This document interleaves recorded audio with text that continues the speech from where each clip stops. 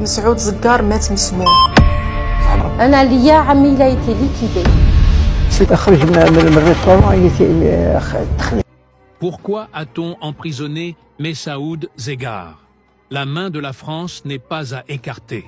Zeggar est accusé de grande trahison. Il est emprisonné dans son propre pays pendant 33 mois, sans reconnaissance.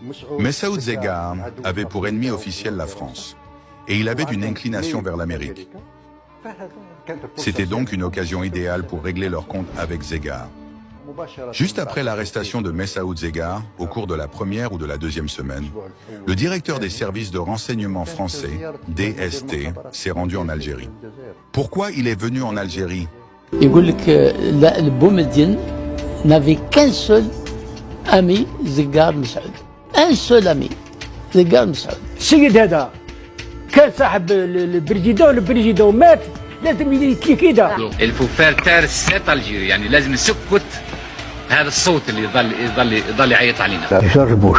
Certains avancent que Messaoud Zeggar aurait été jugé puis libéré après une intervention de son ami George Bush auprès du président Chadli Benjedid lors de sa visite aux États-Unis en 1985.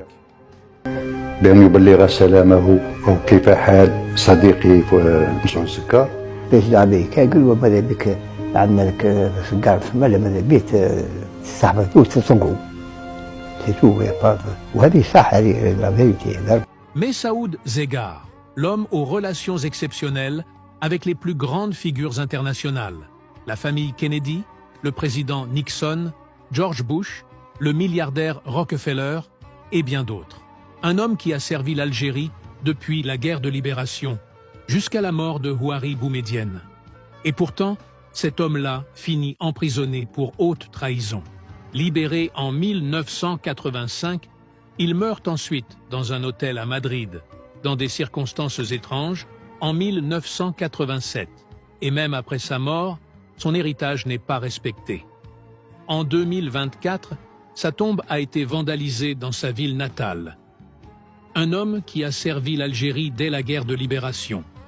Un proche de Houari Boumediene. Un homme de confiance, de l'ombre. Il était au cœur des grandes décisions. Il participe aux négociations stratégiques, aux grandes affaires internationales et surtout à l'un des actes les plus courageux de l'histoire algérienne, la nationalisation du pétrole. Il parle aux puissants quand l'Algérie ne peut pas parler officiellement. Il ouvre des portes, défend les intérêts du pays, sans micro, sans caméra. Puis, Boumediene meurt. Et là, tout bascule. Zeggar devient gênant. Il en sait trop, il a trop vu, il a trop négocié. On l'accuse alors de grande trahison. Lui, l'homme des missions sensibles, est emprisonné. La vraie question n'est pas qui était Zeggar, mais qui avait intérêt à le faire taire. Source: Ashurook TV.